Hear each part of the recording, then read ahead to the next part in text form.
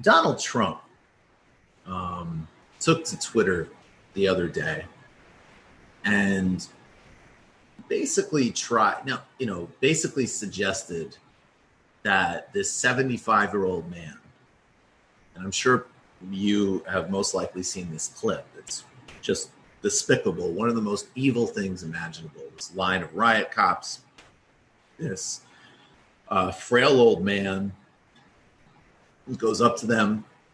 He's talking. He almost comically doesn't pose a threat to, anyone or anything, let alone fully regaled riot cops. Shove him to the ground. He cracks his head. They walk past and leave him bleeding. In fact, one cop who actually sort of pauses to say, like, maybe we should check him out, is pushed forward by another cop. Like, we don't have time to attend to this old man that we just brutally injured. It really just incredibly evil, disgusting, disturbing stuff. And, what Donald Trump does in situations like this, and, what the right wing does generally, is, of course, reach for some ludicrous conspiracy theory nonsense. So he went on Twitter and tried to say that this guy was a provocateur and he was violent and, Antifa and all the usual bullshit and nonsense. Of course, there's always the two-step, which is it really would not matter anything else that this old man had done, period, full stop. What we literally just saw was riot police shove an old man to the ground and crack his head. And, of course, it's all not true. And this is a veteran Catholic social justice peace activist who's been, fighting the good fight to create a better life for all for decades. This is who these, fucking thugs threw to the ground and cracked his head. So Donald Trump tweeted that. It generated some backlash. And Kayleigh McEnany is talking with Brian Kilmeade about it. So yesterday, the president, Kayleigh, tweeted out that this Buffalo protester, the 75-year-old who was shoved to the ground by a police officer, might have been part of Antifa and a provocateur in order to get that type of reaction, just to paraphrase. Could you expand on that? Does the president think that this guy is part of Antifa? So the president was raising questions based on a report that he saw.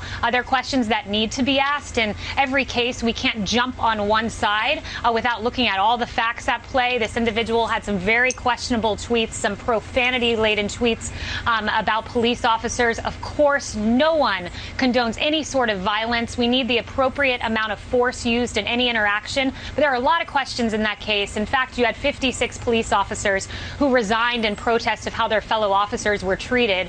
So I think we need to ask why those officers resigned, what happened, what facts were on the ground. And the president was just raising some of those questions. And Kayleigh, what about the timing of it in the middle of the George Floyd ceremonies, and the last of which a series of long goodbyes for George Floyd and all the unrest in the country? Do you think the timing was right? Look, the president has acknowledged so many times, and rightfully so, the injustice with George Floyd. He was upset when he... this is just the most basic stuff. You could just, hey, I heard somewhere that maybe those cops were Klansmen, and that's why they attacked this frail old man. Like, anybody can do those games. It's disgusting that the president is doing it. It's disgusting. And, they always slip these things in. His Twitter feed? What the fuck does his Twitter feed have to do anything? This old man could have done nothing on Twitter for 10 years, but tweet out YouTube versions of the Ice-T song exclusively. There could be nothing else on his feed. Maybe he loops in once every 30 tweets the NWA song. That would give grown men in riot gear the right to throw him on the ground and crack his head. This it's such an interesting thing to measure in the discourse. I mean, we talked about this yesterday with George Floyd. And of course, these people like this guy, this scumbag on the Daily Wire, I have no doubt that they would like to live in a world where George Floyd can be lied about and besmirched. And I always think of Giuliani. You know, he was no angel after the police, you know, torture or murder somebody. But it just isn't, you know, first of all, no human being is either bad or good. All human beings are complex and multifaceted. That's kind of the point. And secondly, it just doesn't matter. Like, yes, it's important to fully represent people as they are, but this old man could have said anything, could have done anything. We saw that clip of him posing absolutely no threat, being thrown on the ground, and having his head cracked open. That's it. That's it. They're making him sound pretty cool, actually. I'm going to go look up his Twitter feed now. Just like, I discovered the first time I listened to NWA, I was on a Sojourner Truth retreat in a monastery in upstate New York. You know what's bad?